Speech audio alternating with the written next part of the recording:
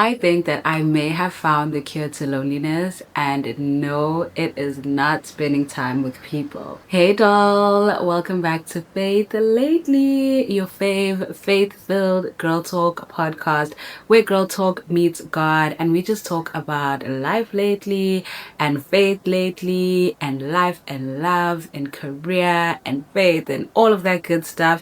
So please do make sure to subscribe to the podcast wherever you are listening to it, so that you keep coming back for more, because I know I want you to keep coming back. Anyways, child. So on previous week's episodes of the podcast, we've just been chatting about topics relating to people. Like I shared my lessons from heartbreak. I also shared about my experience in friendship and the deep love that I've experienced there. And I was then just thinking about, like, what about the seasons where I felt really alone? And I did share in my friendship episode about a season in my life where I felt alone, like I didn't feel like I had any friends or any girls in my corner. So make sure to check out that full episode if you want all of the context.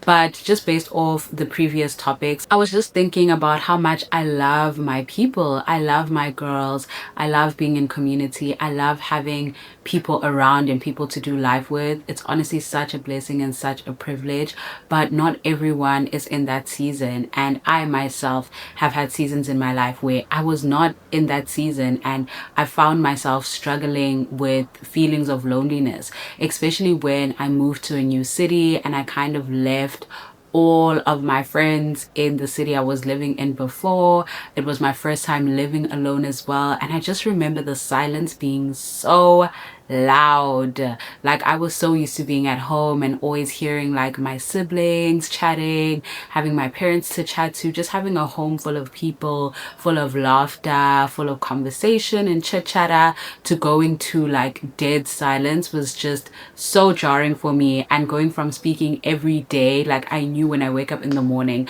I'm definitely talking to my sister, child. I'm telling her about what dream I had last night. I'm telling her about my plans for the day. Like, I'm spilling tea as soon as it drops when I get home from work, to just absolute silence and just going days without talking was honestly just so jarring to me. And I think when I first started living alone, that's when I really felt like the weight of loneliness. And I just wanted to do an episode for anyone who is in that season, who feels alone, who's struggling with loneliness, and just like how to navigate the season, because it's a season that I have also very much been through. And not only when I first started living alone, but even like years later, there have been seasons in my life still where I felt lonely. And maybe that came from like losing friends, maybe it came from like a change in me as a person and the type of people I want to be around. And there's just so many reasons and so many seasons why you might find yourself feeling lonely. But that's what today's episode is just going to chat about how we navigate that season. So the first thing that I was kind of thinking of when I was thinking of this episode is like, what actually is the definition of loneliness, and what actually is being alone? And I found that very interesting. So being alone by definition means having no one else present. It's an adjective just to describe a fact, that there is no one else present. Like right now, I am alone. Maybe you're also alone watching or listening to this podcast right now. It's just the apparent fact of having no one else present. So whether you have friends or you don't have friends, whether you have community or you don't have community, everyone can be alone at some point in time. And then loneliness by definition is sadness because one has no friends or company. So loneliness is a noun, and loneliness is essentially the feeling that comes out of the fact of being alone. But loneliness is not a fact, it's a feeling, and your feelings are not also always facts. Stay with me. And then another way loneliness is described is as a distressing feeling that occurs when your social and emotional needs are not met. And that is very important. So after looking at these definitions, I just clocked the fact that, you know what, being alone is just, it's a fact. Like, no one else is present, I'm alone, cool. Loneliness, however, is that feeling of sadness that comes from the fact that I am alone. So how do you cure loneliness? It's to find joy in the fact of being alone. Because if loneliness is the sadness of not having anyone else present, then the way you combat that is by finding the joy in solitude, finding the joy of being alone. And again, I keep saying that being alone is a season because I don't think that it's God's desire for us to do life alone. I mean, He literally says that it is not good for man to be alone. It literally says that we should not neglect the gathering of the saints. It says where two or more are gathered, He's there. So I really do believe that it's God's desire for us to be in community and help one another do life. But I also believe that God uses seasons or times or periods of being alone to do a work in us. And I feel like it's just a perspective shift. So what we're trying to solve for is, how do we find joy in being alone so that we do not struggle with loneliness? And I think one of the ways to do that is to try and understand why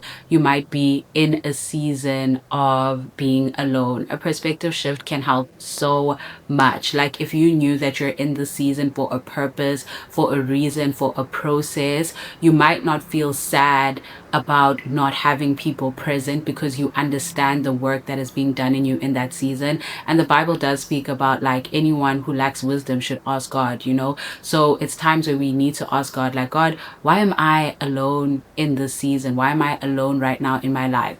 Like I said, there's many different reasons and variables why you might find yourself alone. It could be that you moved to a new city like me and you still need to build your community again from the ground up.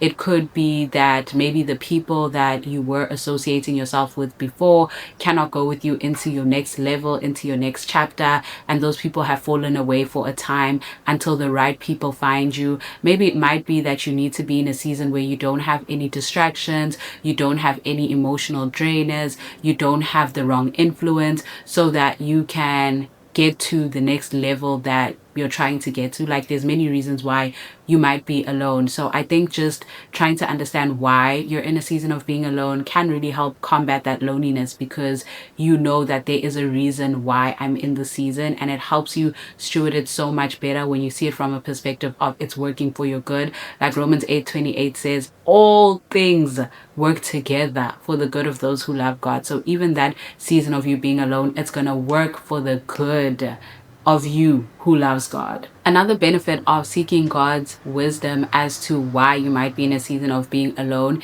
is that when you understand the process that you are going through, you're going to be so busy becoming and so busy in the process that you might not even have time to think or realize that you are alone. And before you know it, the time will just fly, and then all of a sudden you've got this like amazing community. I think a very dangerous thing to have is an idle mind, because that is where the feelings of loneliness just grow more and more and more. And when you're just focused on the fact that you're alone and there's no one present and you're just like going through the most. And I think all of us, hopefully, God willingly, have at least like one or two people in our lives that we can speak to or reach out to. And that's just another way to steward that season. Being alone just means that no one is present. So even if you do have people in your life, but like me, maybe you move to a new city and there's no one physically present, the people you have in your life that can be virtually present, that's also a way to connect with people, even if you can't connect with them physically, is just to reach out to the people you do have in your life. That could be your friends,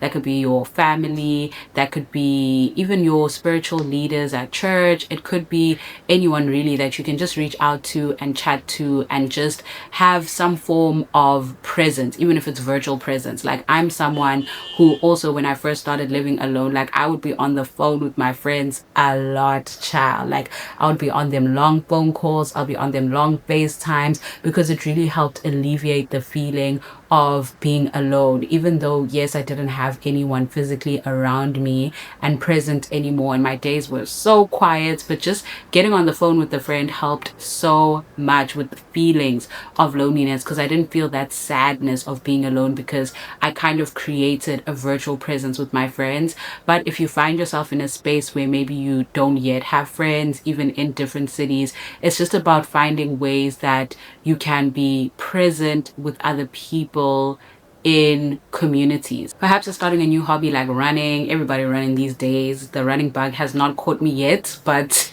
we are still praying. But like maybe it's doing running, maybe it's going to like a book club, maybe it's even going to a restaurant or something. That alleviates the feeling of loneliness because you're around people. Even if you're not particularly speaking to people or they're not like your friends, but just that feeling of being around people helps with the feeling of loneliness, because loneliness really grows, especially when you're alone, like literally, as in like there's no one present, you're not talking to anyone virtually. I think that's where it really grows and festers. So it also helps a lot to just be around people, even if you're not talking to people. At the time when I first moved, I was going into an office, so even that helped a lot. Like just knowing that 3 days out of my week I was going to see people, talk to people, interact with people, that helped a lot. It got a lot harder when my contract ended and then I was in my freelance era, because then I was just at home for a good 7 months and I didn't even have that like interaction with people during the week. So that was like really difficult, and I just really saw the value in just being around people, even if you're not necessarily talking to them or anything. I also lived in a house share at the time, so it was like I could still see my housemates here and there. Maybe I'll bump into them in the kitchen and chat to them, but like I still somewhat had people around, and that kind of helped. So I think definitely getting around people helps a lot. And when you get around people, that's probably how you also meet new people, connect with people, and you can actually like build your community that way. It also helps getting around people because it gets you like out of the house, it gets you doing stuff that you enjoy, which brings me to like the crux of this episode, which is essentially about finding the joy in being alone, because that is the art of it all. That is the art of being alone without feeling lonely. It's being able to be in the fact of being alone but not having the feelings of sadness of being alone. So it's like, how do we find joy in not having anyone present? And I mean, it's easier for some people. Some people don't like people, some of us introverts, sometimes it kind of just feels like, you know what, it's not so bad that there aren't a lot of people around me. And some people really find joy in being alone naturally and easily. They feel at peace, they feel good. Like I once made a video on TikTok about how like bored I was living alone. Like, how do people do this? And like 99% of people were like, girl, I love it so much. Like, I don't even want to see nobody, I don't want to talk to nobody, da da da da da. And I just realized like, wow, okay, so people actually don't feel lonely. That's crazy. But like some of us do end up feeling lonely, especially if we have a desire for social connection. And like the other definition says, when your need for social and emotional connection is not met, that's also when you can feel lonely. So like getting out of the house and doing these hobbies and stuff, like I'm saying, is ways that your need for social connection can be met. And it's also a way to find joy in the midst of a hard season.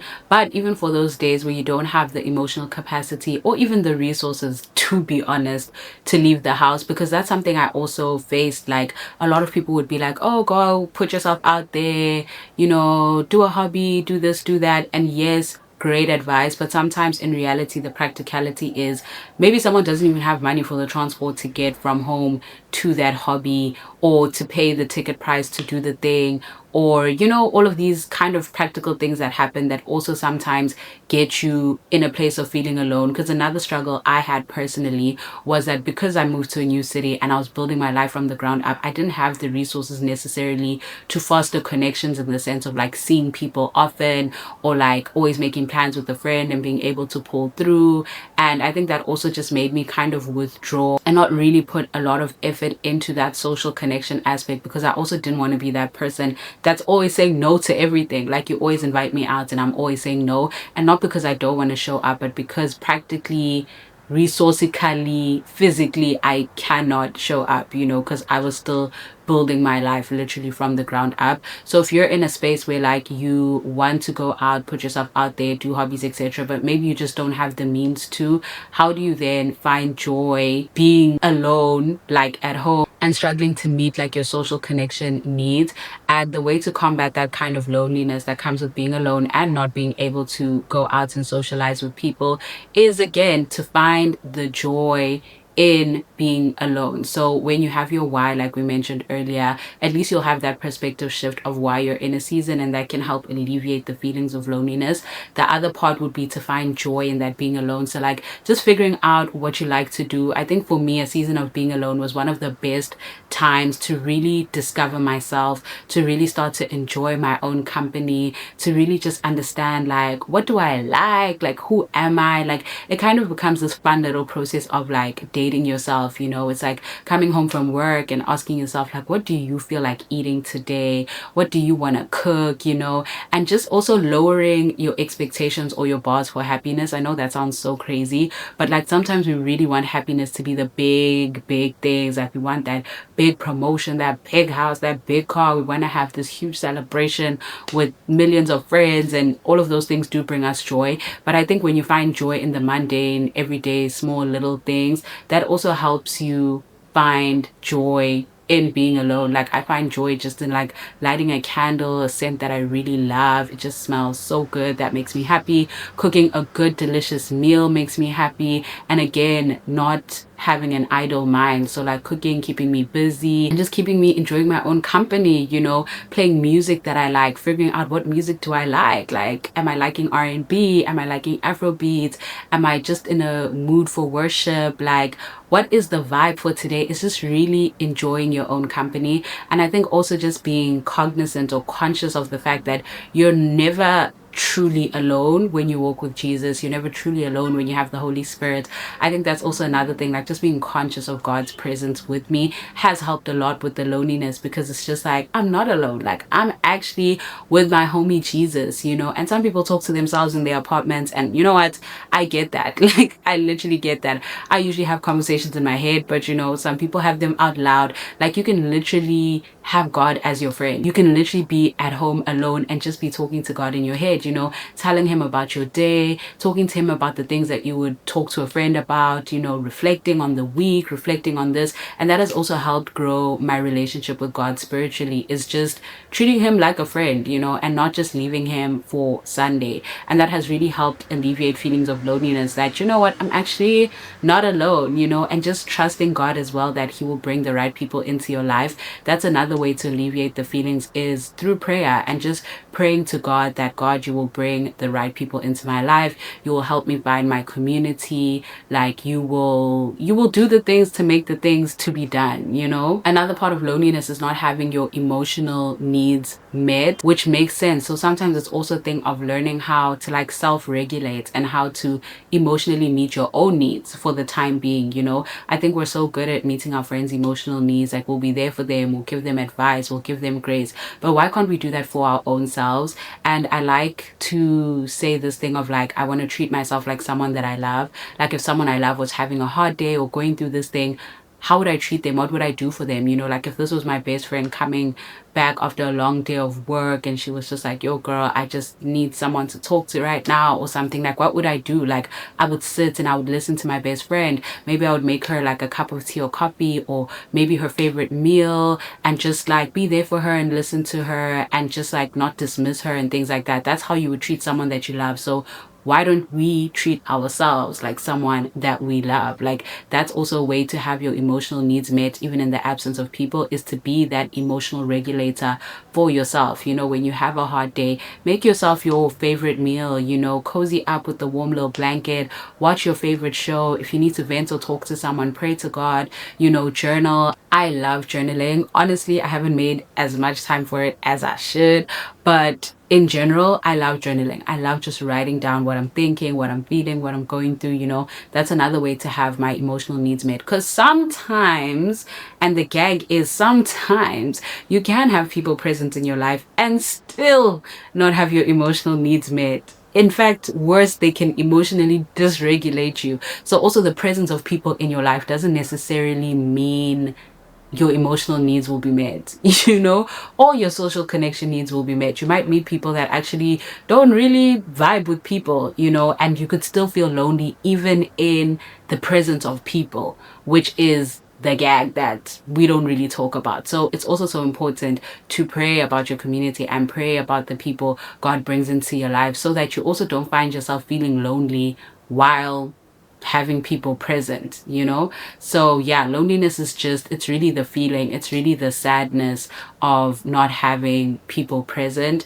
But when you can find joy in your own company, when you can learn to meet those needs that you have for yourself in the meantime, when you can trust God to bring the right people into your life, when you can understand why you're in a season of being alone, it really will help you so, so much and really just alleviate that loneliness feeling. And just to make it very practical and very real of how you can find the joy in being alone. So for me, some things that have helped me, some things that I enjoy doing, like I mentioned earlier, is things like playing my favorite music. I love listening to music and just being in my apartment, dancing around. It makes me so much happy. It brings me so much joy. That's how I find joy in being alone. Having hobbies, you know, things like cooking, things like reading, things like journaling. It helps keep your mind busy and not idle so that you're not ruminating and like dying in these feelings of loneliness, like, oh my gosh, I'm so alone, oh my gosh, I don't have friends, oh my gosh, this, I don't have that. Like, the enemy loves an idle mind. So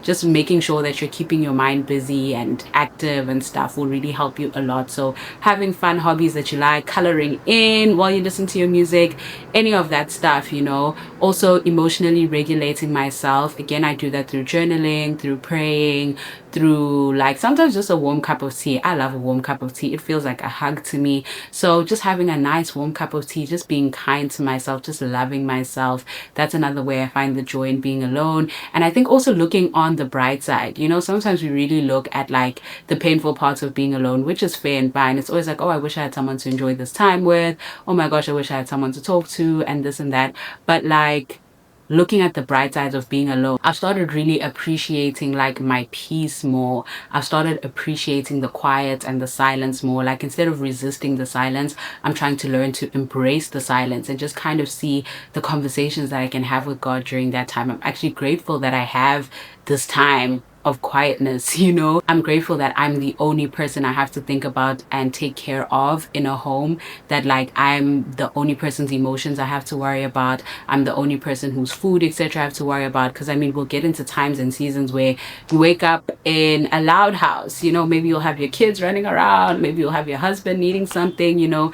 That time will come. But like, while you're in the season of being alone and only needing to take care of yourself, like, it's just also such a like, it's such a great time, you know. It's such a great time. So just focusing on the positives of it, focusing on how my relationship with God can grow, like I said, through having conversations with him. Because I mean, when you have people present and you have people around, it's kind of like, it would be weird for you to talk to yourself, you know. But it's kind of cool to just have that space and presence, also to grow my relationship with God, to follow my dreams, to chase my dreams. I'm grateful to like be able to have uninterrupted, undistracted time to follow my dreams, you know, without having a lot of other people's needs to attend to, you know. In that sense, like, there's just also some positives that you might find from being alone.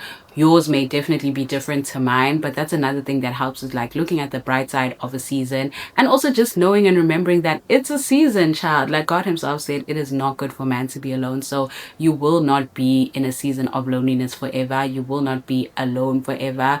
Your people will find you, your friends will find you, your community will find you, or you'll find them by putting yourself out there, and ultimately you will no longer feel alone. But the biggest takeaway that I would like you to take from this episode is that loneliness is the feeling of sadness that comes from the fact of being alone. But the best way that you can overcome loneliness is by trying to find joy in being alone. And in that way, you'll be able to navigate the season of your life until you are deep within a loving community and friendships and maybe a relationship, who knows. You will really find strength to go through the season until your people meet you. And you'll also meet your people from such a better place, such a whole place.